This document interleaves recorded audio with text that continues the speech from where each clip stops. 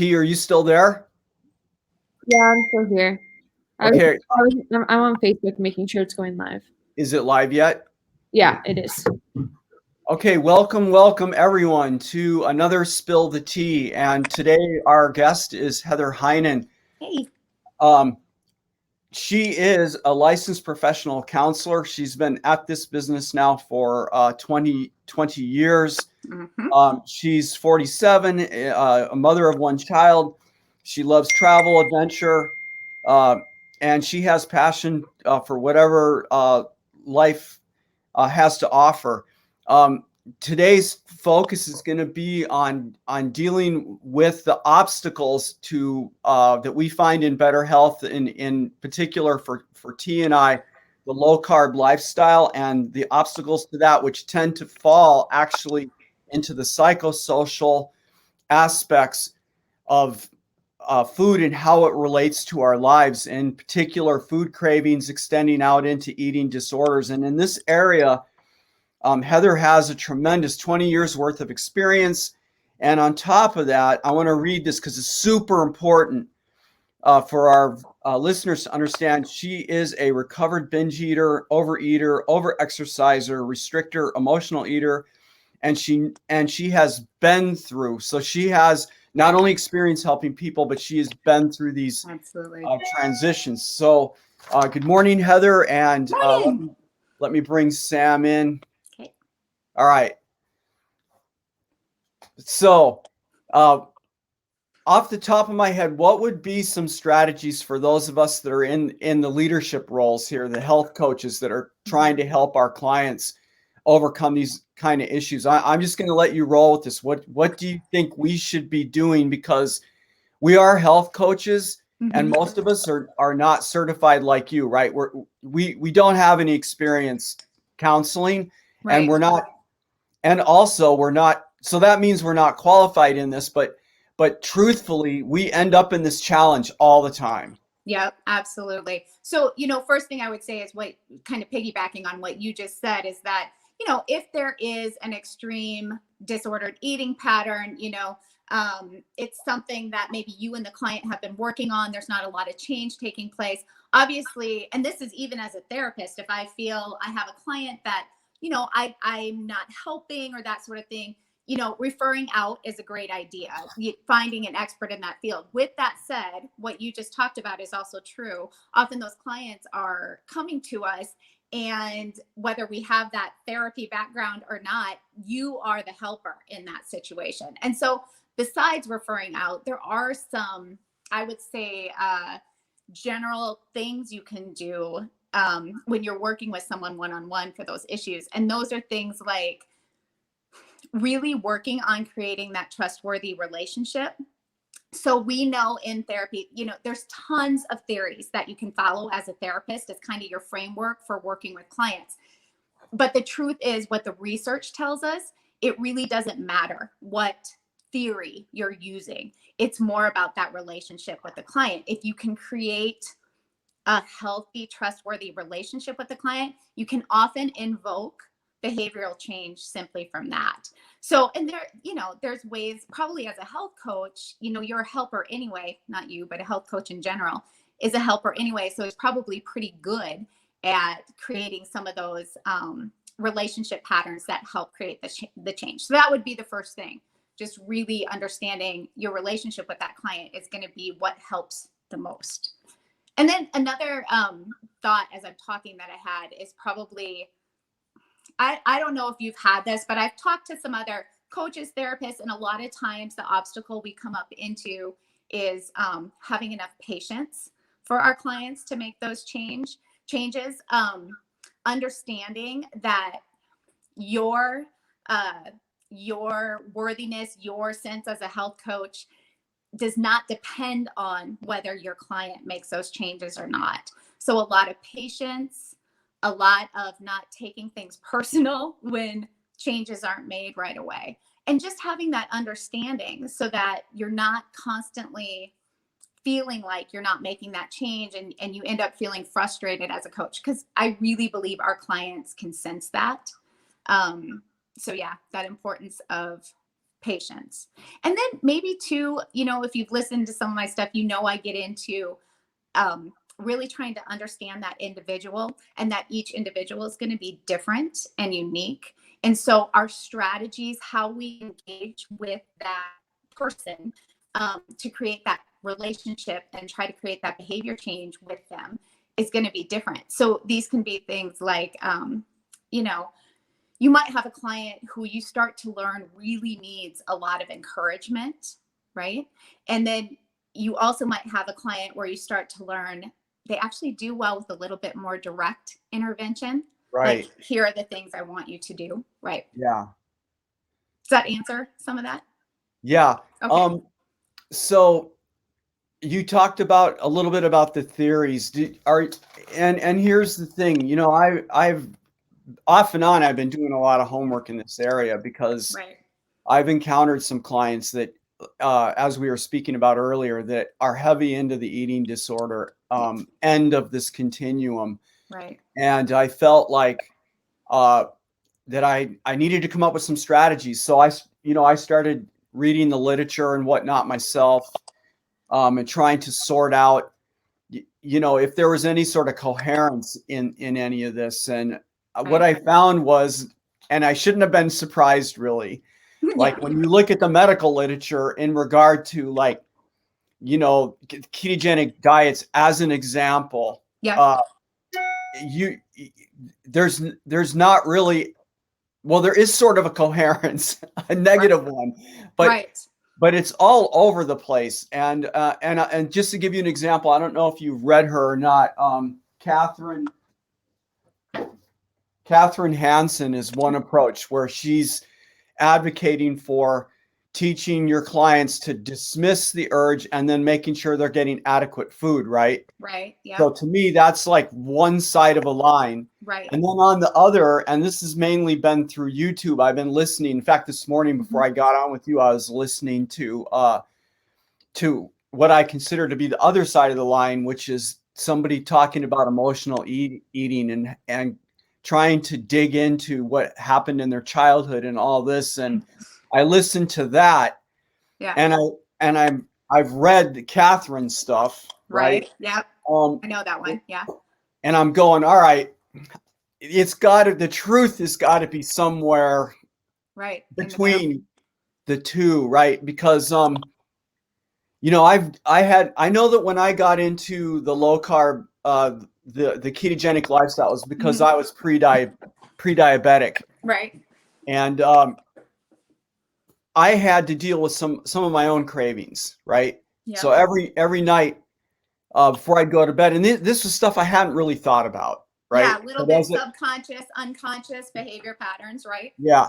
So every night, prior to getting into this lifestyle, I was doing the big fatty they were called dark chocolate. Mm-hmm. That was my excuse, really, right? And this bar was loaded with sugar. Yeah, right. I mean, it wasn't like going to Trader Joe's and buying an 85%, any of that. No, I was looking for the big fatty Hershey with yeah. And then I was, and I was still drinking 3 beers every single night while I was making dinner. Yep. And I had to deal with those food cravings. You bet. Now, for me, it wasn't that big a deal. And T's pointed this out, right? T, you can jump in anytime. She's pointed this out. Well, Dad, you made this transition. Mm-hmm. You just decided to do it and then you did it. Yes, because you're a highly disciplined person. I know that about you. Yeah. Not everybody is, though. That's the thing. Yeah. Yeah. And then I started health coaching, and so far, what I've noticed when you first start working with someone is you go through all of the intake and everything like that. And you think, well, now I know enough to know within about 3 or 4 days, you're going to start getting the ambushes. Yep. The self-sabotage. Yeah. Absolutely. Yeah. There's the pizza, especially the social gatherings and things like that. Both the extended family, where you sit down with a meal and the grandparents are there, the blended family, the spouses, all that business is here. And now you've got somebody who's sitting in that group Yeah. who needs to modulate what they're eating, and it just goes out the window. Yeah. Right. So, go ahead. Yeah, no. Well, I was just going to say, so, you know, what I'm thinking about right now as you're talking is, you know, and if you, you know, if you've listened or read some of the stuff I put out there, you know, you're going to be like, yes, Heather, I've heard this before, but it really is such a huge component of helping clients change behavior and comply. And that is what I call the thought work around everything. And so, you know, I think we often, as you talk about, you're a highly disciplined person, to be honest, I am a very type A, structured sort of thing. A lot of times implementing behavior change doesn't turn into this super, super difficult, deep-seated emotional issue, right? It's like you said, you were able to work through changing that chocolate habit, that 3 beer a night habit. But like you said, for some people, the thought process, you know, our thoughts create our feelings, which motivate our behaviors. So, you know, if you understand how I'm thinking is gonna create this sort of what I call chemical cocktail sensation that runs through my body, that's the feeling. And from the feeling, I am either going to, well, I'm going to behave in some sort of way. And so if the thought process, when you're sitting, like your example in this family meal, and this client's been doing so well for a few days, but now here they are in this social situation, and you know they're feeling pressure to eat like everyone else. They're probably having thoughts like, I want to belong, you know, I want to be part of this. I really want the food. I mean, it could be about anything, but that thought then creates a feeling for them of, oh yeah, there's so much anxiety because I'm thinking these things. I'm definitely eating the food. And their behavior then follows. They eat the food. Then what happens is that cycle of shame, guilt that they ate the food, they gave in, they went off plan, whatever it is. And that shame cycle, that guilt, that feeling then really creates, I mean, they may be able to restrict for a little while, but because there's such crappy feelings, they're going to eat to resolve that. That's the coping mechanism, right? I mean, Right. That's what they need to soothe the feeling. So understanding, if I can start doing some thought work on what kind of thoughts can I think in that situation that might level up my feelings in that situation, that might create more feelings of willingness, of compliance, of relief. Because a lot of times if we're feeling relief in a situation, we're not going to eat, you know, we're not going to have that same sort of compulsion to use food to quell the negative emotion. Does that all make sense? That makes sense. And I think T's got a question to jump in a second, but that's one thing that I found on Clubhouse. I've been, you know, I go around a lot of the rooms. T and I are doing our own show on Saturday mornings. But here's the thing, you know, when I ask the same question in these rooms, tons of these guys will just respond by saying, you just have to say no. Yeah. And I always preface the question that I asked you in those types of groups. I always preface this by, all right, I could say no, and I did say no. Yeah. Honestly, though, for the audience, I'm still struggling with my relationship around alcohol, right? You bet. Same idea. Yep. Yeah, because I have the Aura Ring now, right? And I'm really looking at sleep patterns, and gee, all I need is one low carb beer. Throws you my off. Sleep is screwed, you know? Yeah. But anyway, not to get off track, all of these coaches and even people in the room you just got to say no. And it makes me worry that the groupings that are going into those sessions are all there because, you know, we all have been successful in the lifestyle, right? So we all have the capabilities to say no, but it's like, what about the guys who can't? Right. What about the guys and gals who really don't have a super huge interest or passion for health and learning all the things, but just really wanting to get healthy, right? Right. I mean, I think the same exact way that you're talking about, we come from a certain bias, not we, but every person comes from a certain bias of our experience. And when you kind of figure out a thing that you're so excited about and you want to share it with everyone, it's like you feel like your way of doing it is gonna create behavior change in everybody else. And to your point, it just does not work that way. Each individual is coming with so many different thoughts, feelings, life experiences, traumas in the past, you know, all that kind of stuff. So very individualized. The just saying no might work for a few individuals, but I would say very few. You know, most of us, it takes strategy and skill, and that goes into our thinking patterns and our behavior patterns to make those changes. T, you've been helping. T's been helping a guy up there in South Dakota informally. His name is Nice. Grizz, right? Yeah, he's my archery coach. Oh, I love it. He's really cool. So basically, I met him I do like league archery here in at the little. It's great. It's like right next to the gun. That's great. Nice. But it's like indoor shooting, and I started going to league probably about like 2.5 months ago. Okay. Yeah. And, I just like fell in love with archery. Like I just thought it was so fun. And Grizz, he's like an elderly gentleman. He's 77 years old. Yeah. Awesome guy. Really took me under his wing, and he's been basically coaching me on competitive shooting. Very cool. My points have increased. I think it was like 46 last time. I got 46 more points. That's awesome. He's a good coach. He's a really good coach. Mm-hmm. But the one thing with Grizz is he's actually a type 2 diabetic. Okay. And I forget how this even came up. Oh, you know what it was? I told him I was making pizza. And it's like, well, I can't eat pizza because it's really high in sugar and carbohydrates. And I was like, yeah, but I make keto pizza. And I started talking to him about the ketogenic lifestyle and everything like that. So I was like, well, I'm going to give you a book. And I had one of me and Dad's books that had a spelling typo in it, right? Yeah. So I gave that to him, and because he doesn't have a computer, he doesn't have a phone. He's like totally one of those people. He started reading. Mm-hmm. He fell in love with Dad's story, I think because he could relate so heavily to Dad and the fact that, you know, Dad was diagnosed as pre-diabetic, and he basically wanted to figure it out, like have a solution. And Chris is the same way. He wants to figure it out himself and have a solution, right? Mm-hmm. And so he just, I mean, it was like this like switch. He comes the next Tuesday, and he's already lowered his blood sugar by I think it's the lowest points he's had in. It's like 105 right now, and he's amazing. Was used to being in the 250s. Right, that is amazing. It's amazing. He said that he had a lot of pain in his foot, and that he's not really having pain in his foot anymore.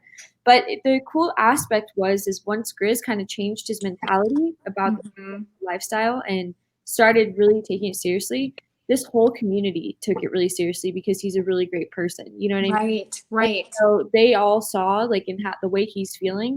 And now, you know, at the Igloo Bar, which is like coffee shop bar, like food, it has everything. Now made Grizz his own breakfast bowl. You know? That's so cool. So without the carbs and everything, that really go out and do things and eat and everything. But I think that has to, again, he's a very disciplined individual. Right. And there's only, I think it's a rarity to kind of have that, you know, and I see a similarity, I think, with, sorry, my phone was going off. I see a similarity between Brad and Grizz in a lot of different manners, and the discipline aspect, the adventure. I mean, he was a mountain man for a really long time, lived in the Wind Rivers, actually, it was some kind of similarities, but for people who don't necessarily have that discipline aspect, right? What would you suggest to do as a starting? Because it's hard to say no. Take it from me, saying for sure. no is a really hard thing. But what would be a strategy that someone could kind of do to navigate that initial that conversation, that difficulty of being in a situation like that? Okay, hold on. Before you go, Heather, I want to point out in the story that you just told, T, a really crucial thing is his community jumped in to help him, right? Yeah. And before we go, to Heather, I just wanted to make sure to point that out because that's a tremendous thing here. Huge. Right. Anyway, sorry for the interruption. And Sam, you can jump in anytime after Heather is done with this part. If you want to ask a question, you should feel comfortable just jumping in. All right. Sorry. Go ahead. Go for it, Heather. No, that's okay.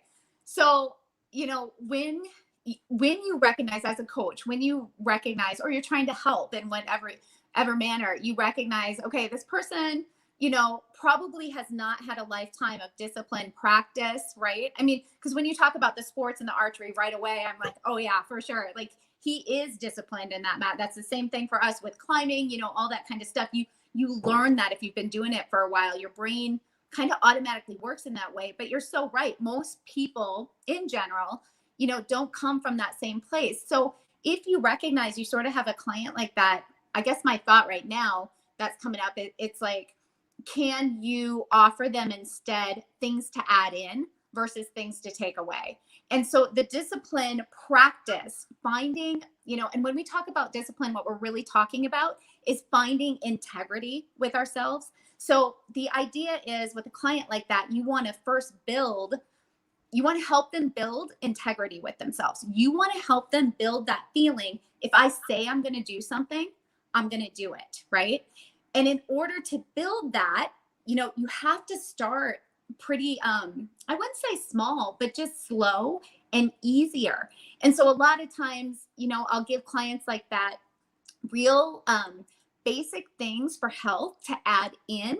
We don't take anything away at first, nothing. So we don't take food away. We don't take their coping mechanism of overeating away. We don't try to change the binging behavior. We simply add in, and these would just be there's tons of things you could do, but an example, they're going to start drinking 8 glasses of water today. Can they commit to that? Right. And if they can, and they can do it for 5 days and they can track that and they can come back to you and say, hey, I did that for 5 days. It's like they've built that integrity with themselves. And then that willingness to try the next step can come on board a little bit. So that's where it takes that patience.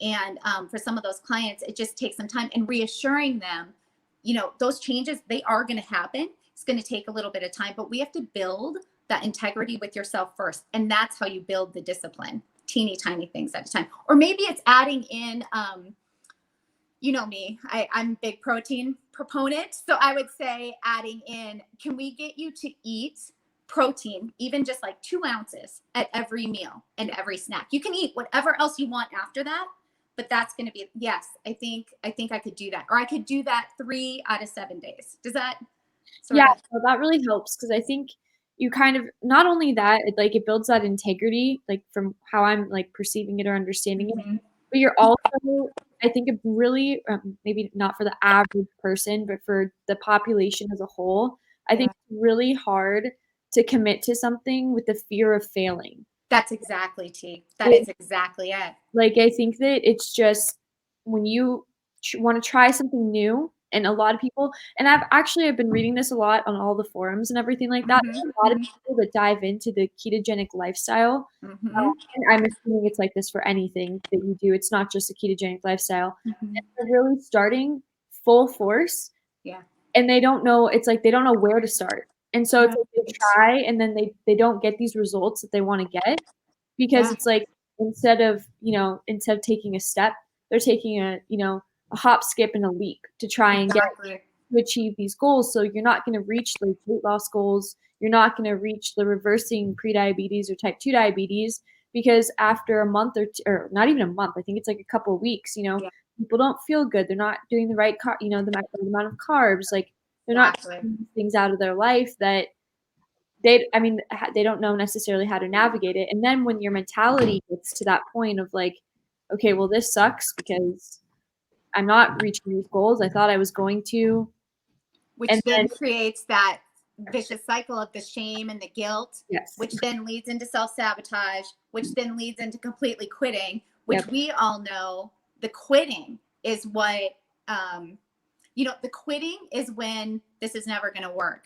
But if we can get them to progress in those small little changes, they won't quit because you can almost get to a place where you kind of enjoy a little bit of the process, and coaching them on that is such a good way too. So I think you're right on. It's that mentality. It is the thought process, which then creates the feelings that are gonna either perpetuate continued small behavior changes or it's gonna shut you down. Yeah. And I think that's so crucial because I feel like for any client, any person, no matter what you do, we all want to feel validated by ourselves and like commit, achieve those goals by ourselves. I think that's just a human nature type of thing because if you don't feel needed, or you know what I mean, as humans, do. I don't know, if we don't feel that need or that accomplishment, I think that's what causes us to go into patterns of unhealthy lifestyles, because we're trying to somehow fill that, you know what I mean, that I want to achieve that, but this is what makes me feel good, even though it's not healthy. Exactly. Yeah, exactly. Yeah. I remember I caught one of your podcasts with a gentleman that it sounded like I wasn't able to listen to the whole thing because I got interrupted, but you're working with an individual. I'm betting you're still working with him, and we don't want to violate confidentiality here. But what I'm wondering about, and the part that I listened to, it sounded like he had some eating disorder stuff and whatnot. And here's something that I've run into. At what point do you address the spouse? Oh, And maybe he's not married. I don't know, but right. I'm sure you've had clients where you've got this individual, they really want to make a healthy change in their life, but then you have this other individual, and the other individual may or may not be on board, Right. you know? Yeah.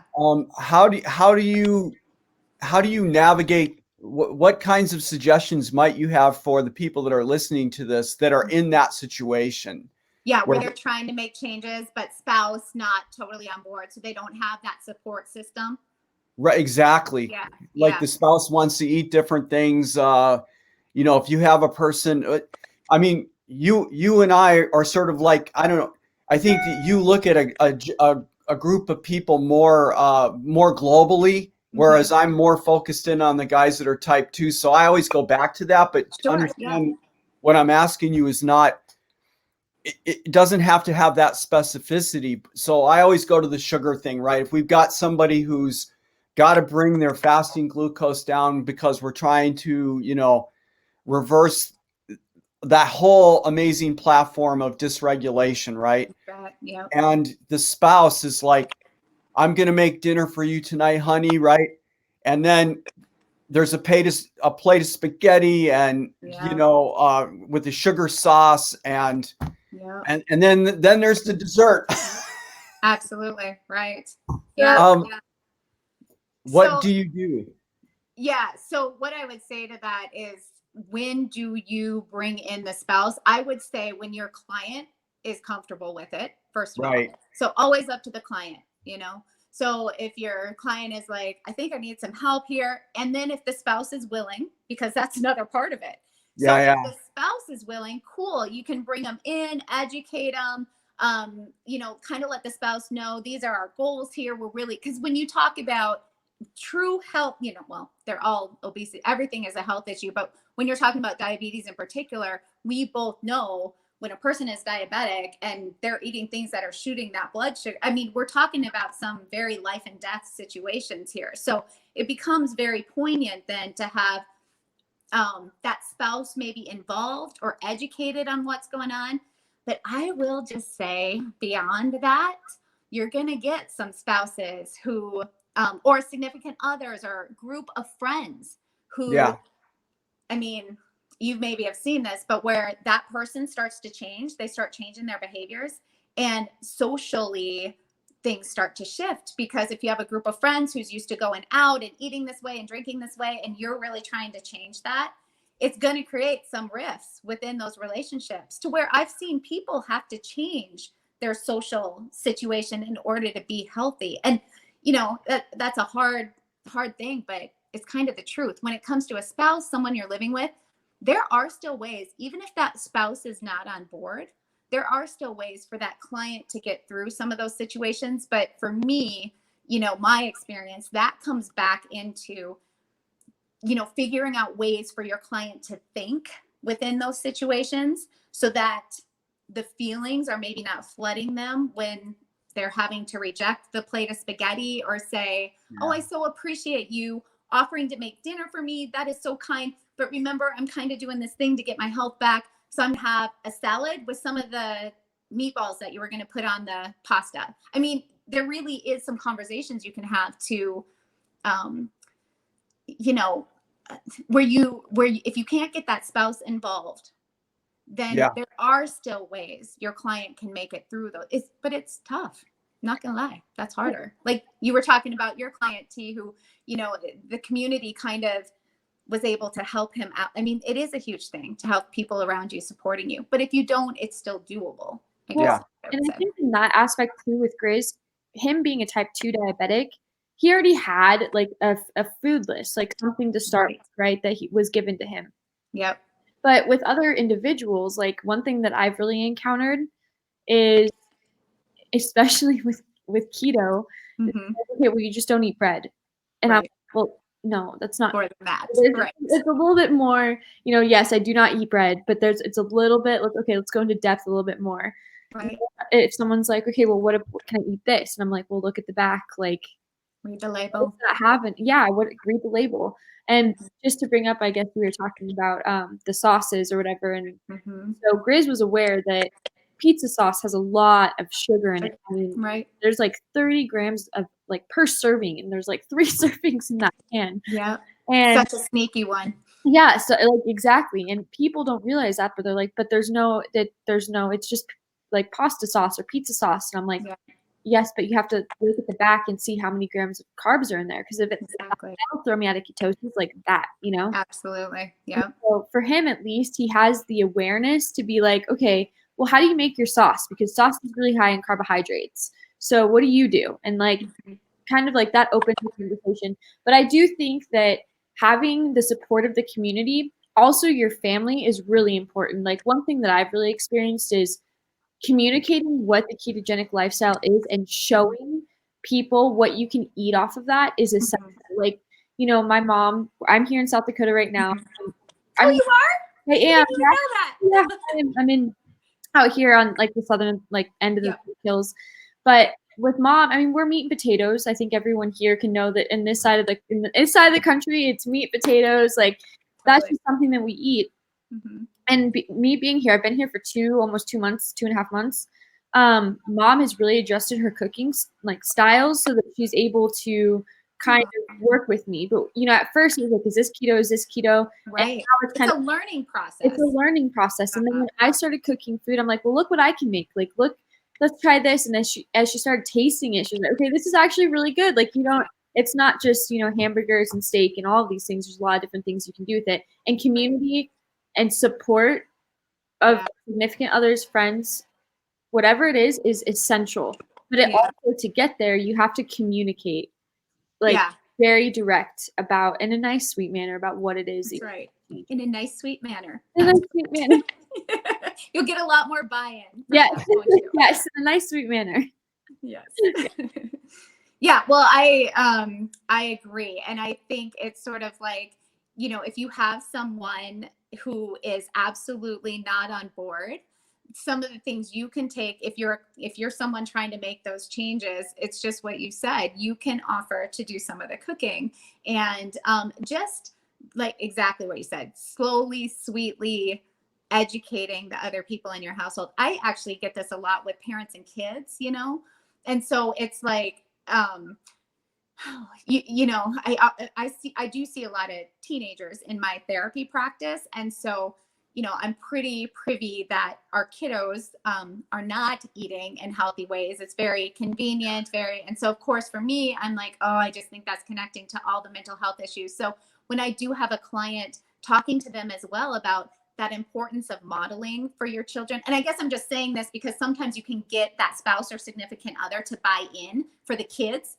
And, you know, versus maybe specifically for their spouse. But if they have kids, you can sort of use that a little bit, I guess, to help motivate that person, that spouse who's maybe not as supportive at first, educating them on that importance of feeding their kiddos better too can sometimes help. Yeah. You know, once I started down this road to reverse pre-diabetes and started on the ketogenic diet, it made me a lot more aware. Number one of what, I mean, all of a sudden you look at, you know, I looked at my eating pattern over the last 6 decades, right? And realized that, you know, the amount of carbs that I was eating every day and where it put my body. And over the last 2 years, your sugar platform recovers really fast. The A1C and fasting glucose only took me 52 days, right? Yeah. But there are other things. I mean, because the damage is global, right? It's pancreas, kidneys, liver, brain, all of those organs, skin. And what I didn't realize when I started, because I was, super focused on the glucose. Right. I believe that about you. Yes. What are my I'm numbers? like, it's going down. Yeah. Right. One way or the other. Right. And, but it's taken 2 years for some of these other things to clear in me. Like I was a gout sufferer going into this too. And I've learned since then that I'm hyperuricemic, of which there's something like 74 million people in the US that are walking around with high uric acid, and they don't really know it because, and I don't want to sidetrack the conversation, but they don't really know it because doctors, we don't even measure it as kids or anything. They wait until you got gout. That's exactly, till you're in pain, and then they measure it. I thought I broke my toe. Right. And then, they measure it then and like, well, your uric acid's high, you have gout. And it's like, okay, in any case, I guess what I'm trying to say is that when you start down this road of trying to get to better health and the approach that you use for that, obviously it's all individualized to people. I think in the area that we're in, because we're more specific to this thing. I mean, the bottom line is we have to bring the carbs down, but it takes time. And I know I've come to the conclusion that the psychosocial issues, though, this is really the biggest impediment to sustaining the lifestyle. And I know that the things that you two have both gone back and forth with have been the biggest challenges for me. I mean, I go to a social gathering now with the same group of people, and I still get put under pressure. Right. Don't you want to have some of this? Exactly. The last time around it was freshly baked bread. Yeah. Well, of course I would like to have some. It smells great. Right. And back in the day when I was still eating lots of carbs, I would make these massive soups. T can attest to this. And I would literally eat a half a loaf of freshly baked French. We both did that. Garlic bread. You know what I remember? I remember like on climbing trips, like it was always huge vats of beans and things like that you were cooking up. Yeah, exactly. Yeah, and you probably will also remember the amount of food that I used to have in my pack when I would get up to the crag.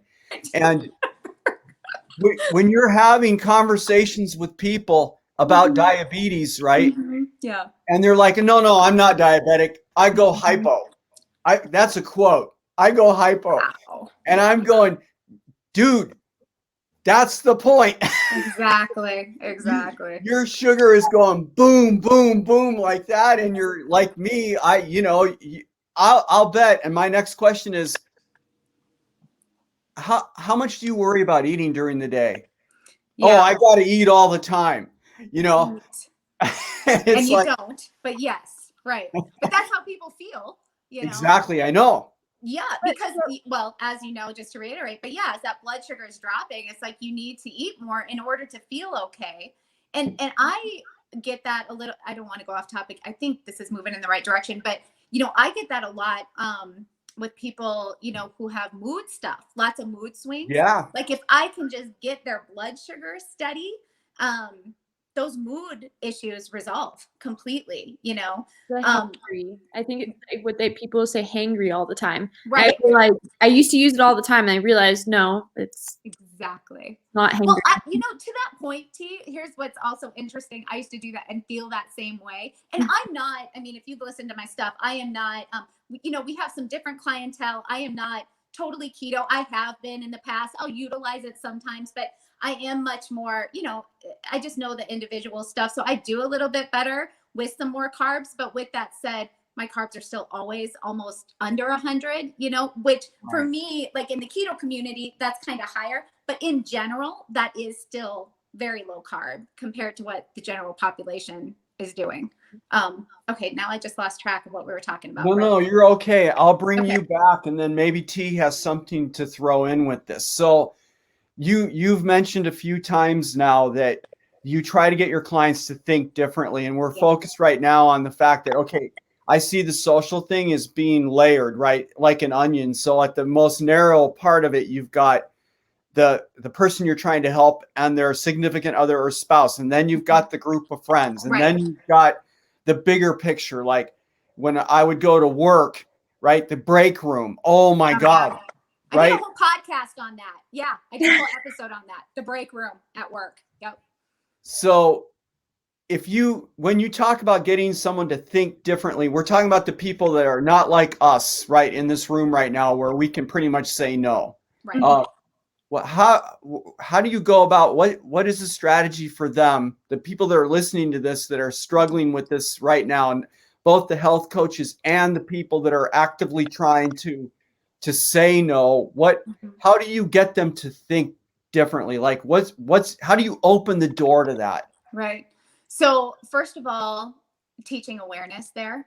So you really have to educate someone on how their thoughts create the feelings that lead to the behavior, right? So it's that whole that cycle, because honestly, we are not taught this. I mean, our kids are not taught this. We are not taught this. So I mean, I find for most of my clients, they don't even know that think, feel, behave cycle, right? So giving them some education on that and how hopping into that thought line, when we start to do some strategies and skills around that thought line, how that can influence the behavior and make it so much easier than like white knuckling for changes. You know, it really does give them a sense, oh, I maybe have a little control here. So offering that to your clients, educating them on that, or if you're a person trying to change, understanding that think, feel, do cycle. And then beyond that, you know, some of the strategies that I would first start off with clients who are trying to build on that thought work cycle is, well, first of all, some journaling, which can really be helpful, but giving them some journal prompts in regards to just becoming more aware of their thoughts. I mean, so many of us go through this life and we really behave and react based on our emotions, on how we're feeling. So if I'm feeling, you know, super sad about something, if we want to stay in the food realm, you know, I'm maybe going to eat to try to numb from that a little bit, or I'm maybe going to eat to try to find a little bit of joy. But this can be anything. We're feeling angry, so we flip someone off while we're driving around. I mean, we react a lot from our feelings. So really learning, and not just learning, then practicing being aware. What am I thinking right now? I mean, we have something like, I think it's like 80,000 thoughts a day. I mean, think of how many you're actually conscious of. Most of us, none. We're just behaving, you know? And I think too, like us as society, we've been taught not to, like, I think in general, we've been taught not to process those feelings, right? So like, I mean, I don't know. I mean, I'm 25. I was like, wait, how old? I'm 25. Too, but I'm not 25. Well, like, you know, with me and my friends, like when I was in high school, it was like, you're sad about something, let's get a tub of ice cream, eat and cry. You know right? I mean? Yes. Like, and now it's, you're sad about something, let's get a bottle of wine and drink and cry. You know what I mean? Yep. And so it's like I think that as a society, we've been taught to start using, whether it's substances or food or whatever it is, we've been trained to be like, okay, so whenever you're upset about something, let's go grab the highest, the jug of ice cream. So eat a pint of ice cream. And that's so loaded in carbohydrates, you know? Right. And it totally works in the moment. It works. That's what's so hard. And actually, I really like that you said the think, feel, behave process, because that's actually something I started with my therapist in March. And that's actually something that she really works with me on, is like, okay, you think, when you go through the process of like, what you think is like, and like you probably heard of like the doing mind and the being mind. Absolutely. That's all. Yes. So it's just kind of getting out of like I'm going to use the doing mind. And for those who don't know what the doing mind is, essentially, the doing mind is when we have to, like when we think about something and maybe become like obsessive about it. It's kind of like, I need to do this. Whereas like I think it's called the being mind is a little bit more, okay, I'm breathing into, I'm actually like how I'm feeling. And then that it kind of, you want the being mind to kind of take over the doing mind, because actually the doing mind is your constant thinking. It's like you're constantly It takes a ton of energy, makes us feel exhausted. Yeah. And that's what I think causes people to, overeat, or they can't do something, is because of that doing mind that's kind of there telling you, no, you can't do this. You're not gonna be able to achieve these goals. Like, you're not supposed to feel, you know what I mean? You're not supposed to think this way, Yeah. Well, I think you bring up a really good point about we're not taught how to process, or I use the word a lot, diffuse a feeling. So if you think of our thoughts create these feelings, and we're experiencing all these feelings, good, bad, whatever, they are all these sensations that move through our body. They take energy, all those things, and often we will be reactionary to them. But if we learn how, and there are ways, there are skills, there are strategies. This is what I've been doing forever. There's ways to teach a person to move, how to diffuse a feeling. How do you process it without numbing from it, without checking out from it, without trying to create this dopamine hit with some chocolate or alcohol or cake at night? How do you really sit in it? And that's the being part, right? Yep.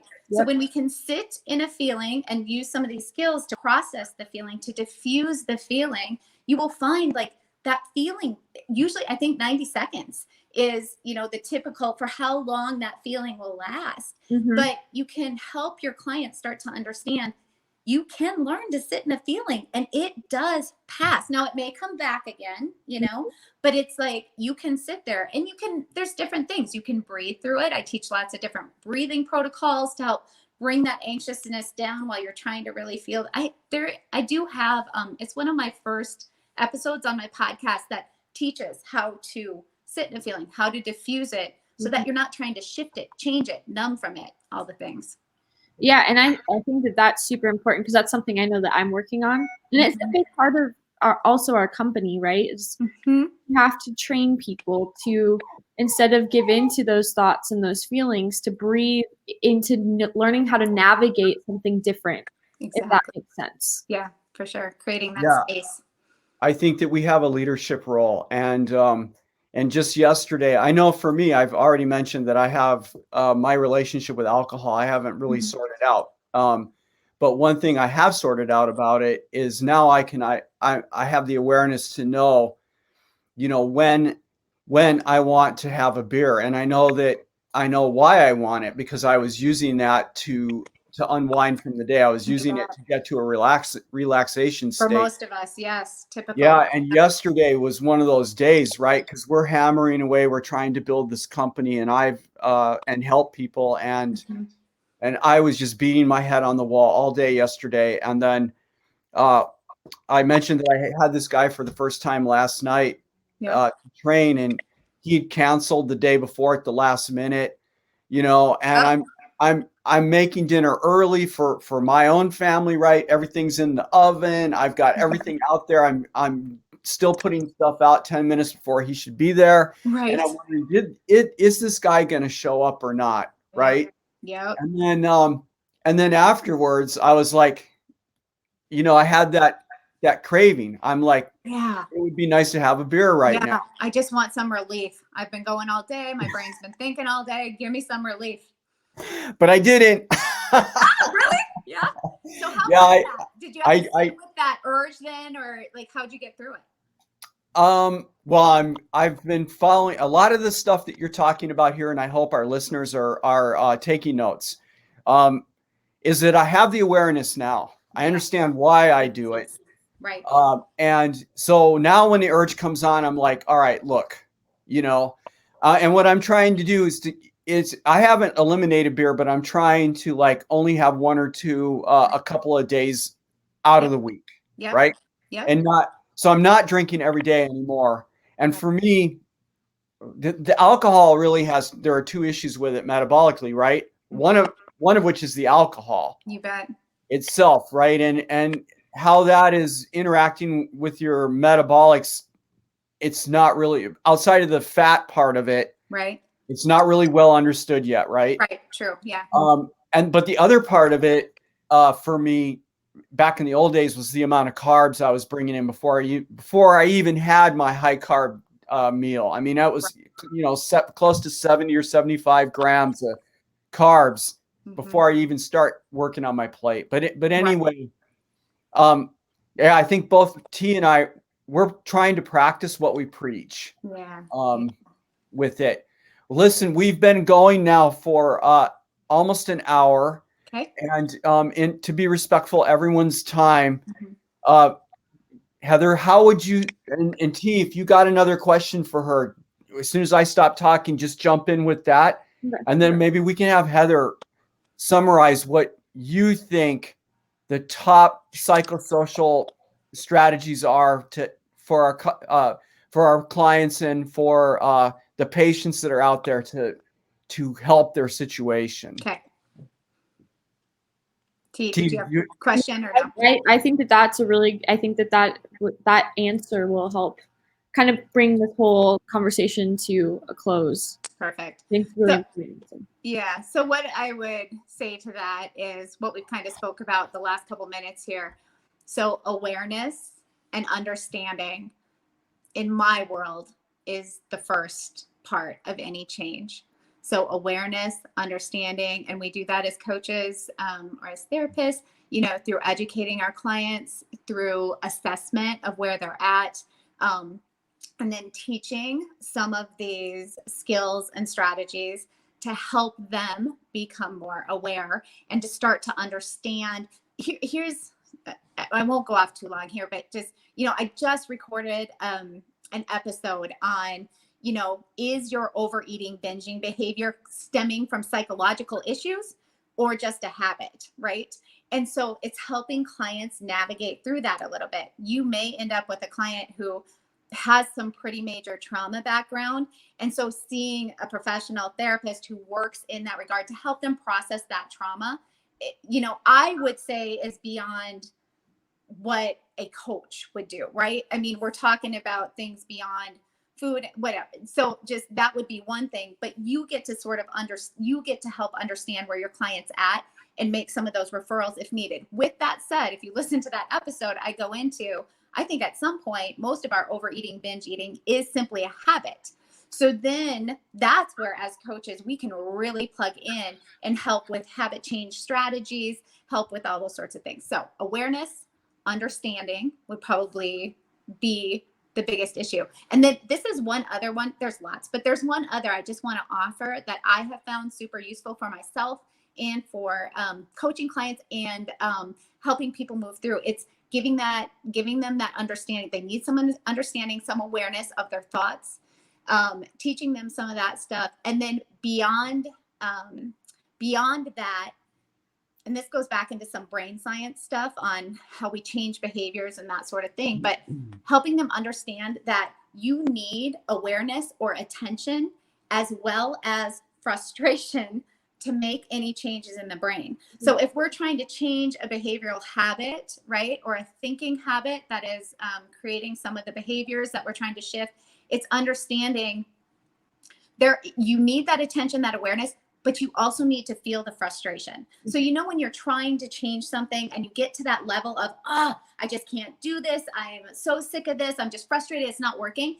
Teaching the client that if they can maintain some sort of that behavior through the frustration, it gets easier. And that truly is based in, brain science and what we know. You actually need that frustration feeling to come through in order to make the changes in the brain, to make the new habit easier. So sometimes just letting your clients know that's what's going on can help them stay in frustration a little longer.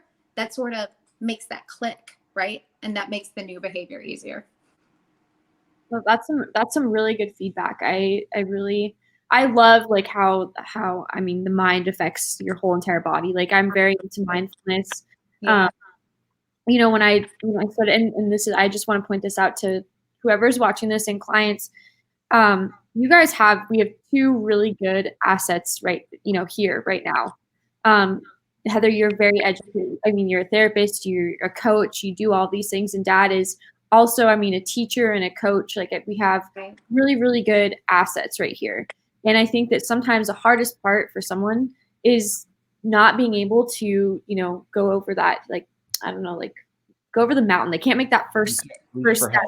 Yeah, they don't reach out for help. So I will say that, for whoever is watching, you have two really incredible people here right now who can help get to that point, and you have to with guidance. That's why we need to standardize, your feelings and therapy and everything like that, because you can't just, if you want to make a big change in your life, you need to have support, you need to have guidance, and you need to have people, show you how to do it and help you along the way.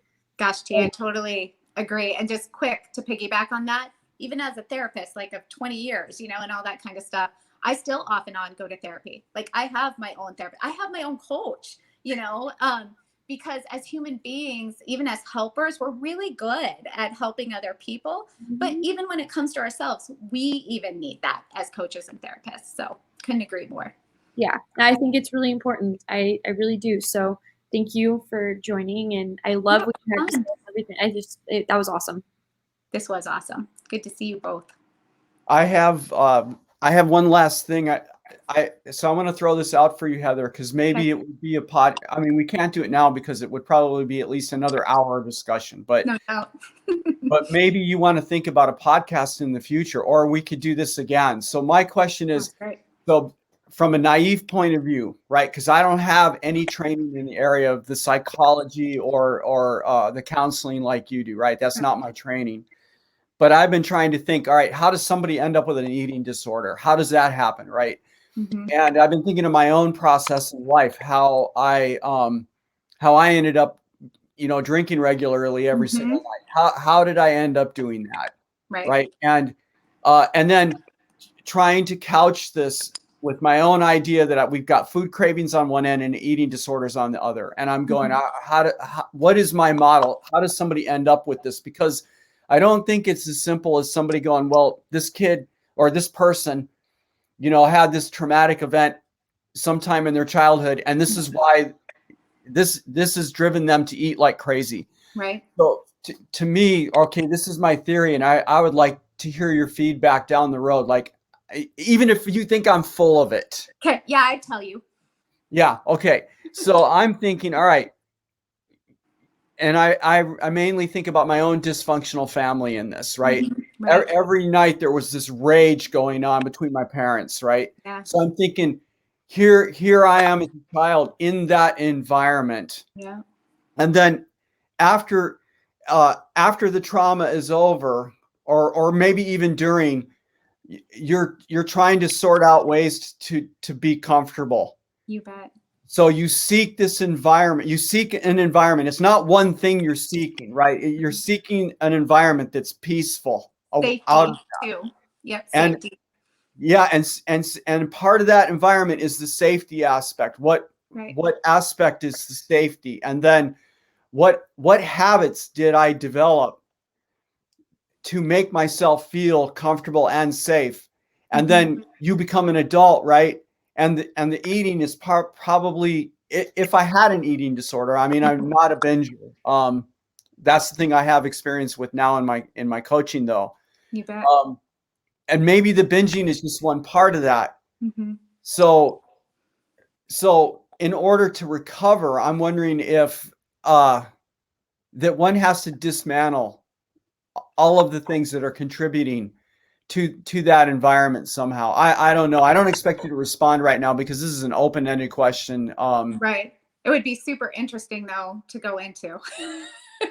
Right. Yeah, because I will just say too, that speaks to a little bit about that episode I just recorded. So it'll be released on Sunday. So could take a listen to that too. But just real quick, some of the ideas there. If you are a child in this, what I would consider, as you explained, traumatic sort of environment, right? As a child, we don't have any of our real forebrain working for us yet. So it's a lot of impulsive. And so what happens in those moments when there's fighting going on or, whatever it is, your fight or flight response is going off.